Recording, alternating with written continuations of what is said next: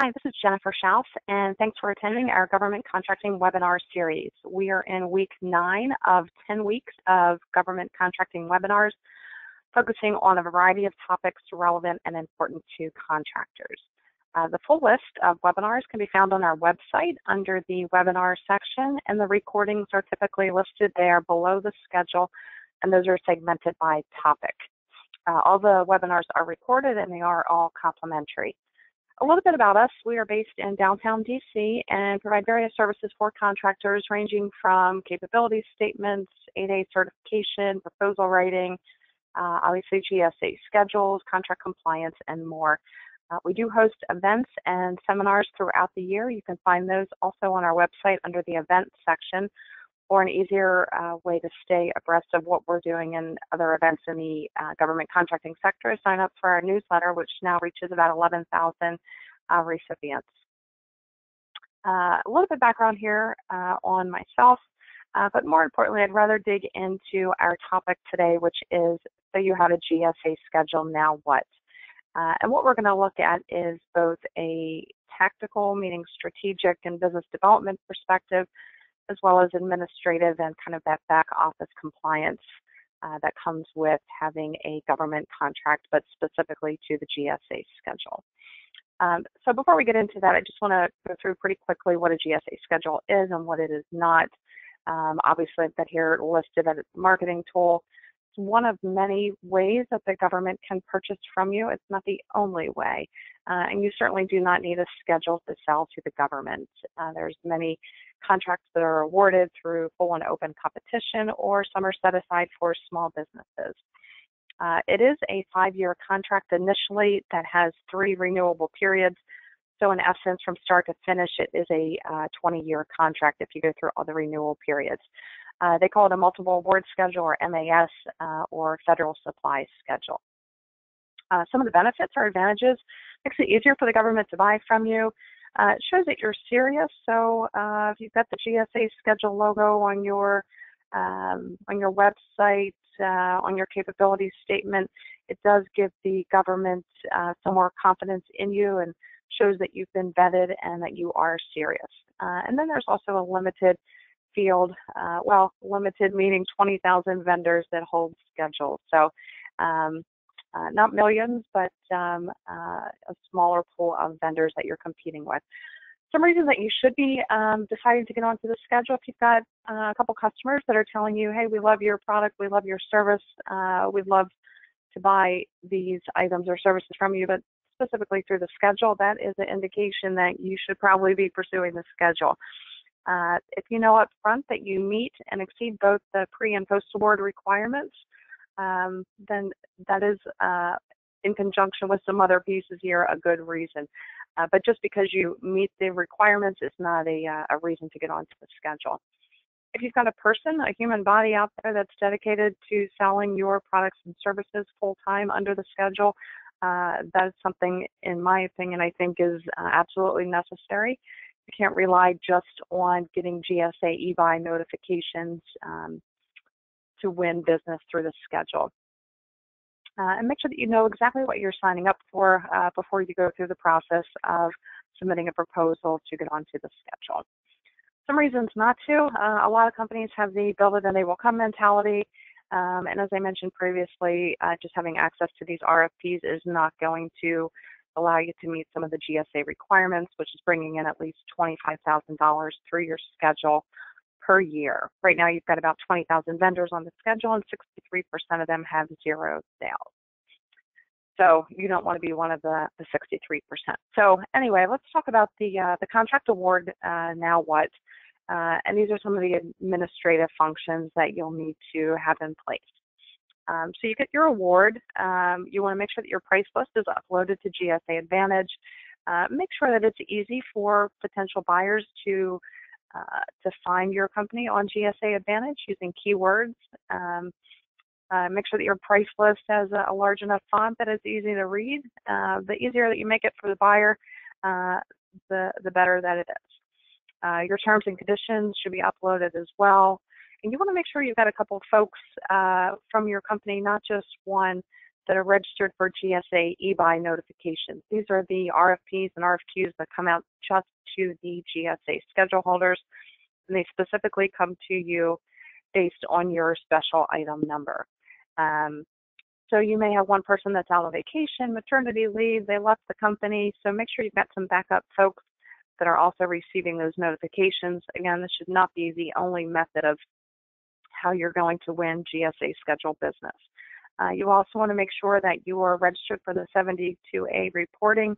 The website there is 72a.gsa.gov. That's to report your industrial funding fee, the 0.75% of your GSA schedule sales every quarter. I put a note here about TDR, which is the transactional data requirements or reporting, and what that is slowly taking over the 72A system. So you'll start reporting through that mechanism. I believe that's on a monthly basis. So marketing functions, you have the ability to add the GSA logo to your website. So you also want to make sure that when federal government agencies or potential partners go to your website, that they know that you've got the schedule and they can click on that GSA logo, and that'll launch them over to your GSA Advantage price list. Back of your business cards, capability statements, and some other areas where you probably want to show off and highlight that you do have this schedule because the clock is ticking on that 25K sales quota. Some companies have done a press release, and that can certainly be helpful. I'd say choose your outlets wisely and be strategic. Some internal accounting and business development functions. Your accounting system needs to differentiate between your GSA schedule sales versus your other sales. And the others are going to be including just regular federal government, commercial, nonprofit, and any other entities that you may sell to. Your accounting system should also be able to, whether it's manually, pick up on the price reduction clause, which is the big I'll say hot ticket for making sure that GSA is always receiving your lowest price. When GSA comes out or does their customer-assisted visits called the CAV or audits, they want to make sure that GSA is getting the lowest price. And if they ask you to print out a couple invoices and they see that your systems engineer at ABC company is billed out at a rate of $100, but your GSA rate is $102, that's something you should have reported to GSA.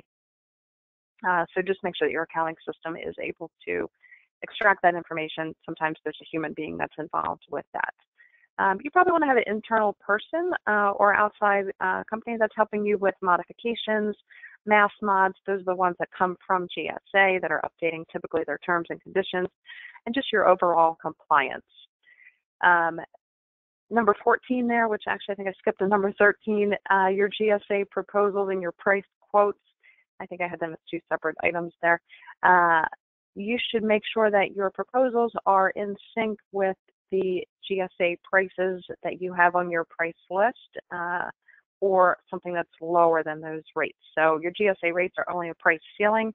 Make sure that when you start quoting that your sales reps know what the prices are, especially if you've made any price reductions or price increases to your GSA rates. So, and I have obviously highlighted there that your sales and accounting must communicate. Number 15, you want to make sure that your federal customers know that you're on the schedule. So whether it's a newsletter, a press release, directing them to your website, something to let them know they can now purchase from you. Contact other businesses on the schedule within your same SIN number or a complementary SIN or complementary schedule. If you're a small business, look for the businesses on GSA that have the O next to their name on the GSA e-library, and that will tell you that that is a large business and they're required to subcontract out a certain percent of their business to small, women-owned, veteran-owned, hubs-owned, 8A, and so forth. If you've reached out to any prime contractors and you're listed in their vendor or small business vendor database, make sure you go back in there and update your listing to show that you do now have a contract vehicle. It will make you more attractive to them. Some ongoing best practices, make sure that your SAM record is updated annually. I should have also included to make sure that your NAICS code is still in sync with the special item number, particularly if your company is growing and you're adding any new NAICS codes. That IFF fee, you want to make sure that you are reporting that and checking that monthly and quarterly, so your internal accounting system, and then make sure that you have a printout of your quarterly reports.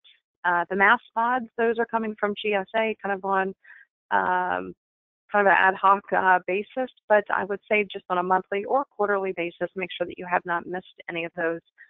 Excuse me, otherwise your contract will be out of compliance. Renewals, obviously the GSA schedule, as I mentioned, is initially a 5-year contract with 3 5-year renewable periods. So at about a year and a half before that renewal period comes up, you'll get a note from GSA, but just make sure that you've got all the paperwork kind of ready to go to make it a smooth and seamless process. Your GSA Advantage, particularly for companies that are updating products and services frequently, changing prices, make sure that on a quarterly basis that that you're checking that to make sure that your prices are still correct, that contracting officer hasn't let a file slip by that they haven't had time to review and approve, and make sure that your either internal person that's submitting those updates or the outside consulting firm has submitted the updates so that everything matches, meaning your internal price list plus your GSA Advantage, that everything is in synchronicity. GSA schedule sales, and the reason I put this slide on here, a lot of times we get phone calls from companies, hey, we've got a GSA schedule, but we don't have any sales. Well, my thought is here, there's really no magic formula. It really just comes down to hard work, grit, going to the networking events, reaching out to the large businesses, looking for teaming partners, finding the opportunities. That's the same thing that everyone else is doing. You just have to do it on a consistent basis. But then I always go back and ask, hey, well, why did you get a schedule in the first place? And obviously, as I mentioned earlier, it's just one of many ways that the government purchases. So I think a lot of times companies think that it's the only way. Well, it certainly is not. And this slide shows you just a quick snapshot of a government analysis report that we did for a client, showing them that they came to us wanting a schedule. We said, well, let's see how your customers purchase your services. So we found, as you can see on this slide, that most of what the government was purchasing for this particular client and what they were offering went through full and open competition. Behind that, second place came through simplified acquisition, set-asides for 8A, women-owned, veteran-owned, and so forth. And the GSA schedule was kind of at the bottom of the list. You're still going to have millions of dollars there with that GSA schedule, 5.5%, but maybe that gives you pause and reason to perhaps pursue another contract vehicle. So the GSA schedule is license to hunt, and this is just a slide to let you know this is not an Easter egg hunt. This is not, bright colored opportunities that you're going to find easily.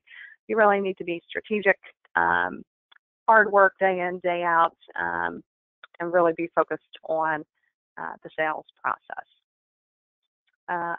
Also, you often hear the schedule is a feather in your cap, but you've got to have capabilities, and that's why the government is purchasing from you, because of what it is you're offering to them, not because you're set aside, not because you have a GSA schedule. However, those things certainly do make it easier for the government to purchase from you.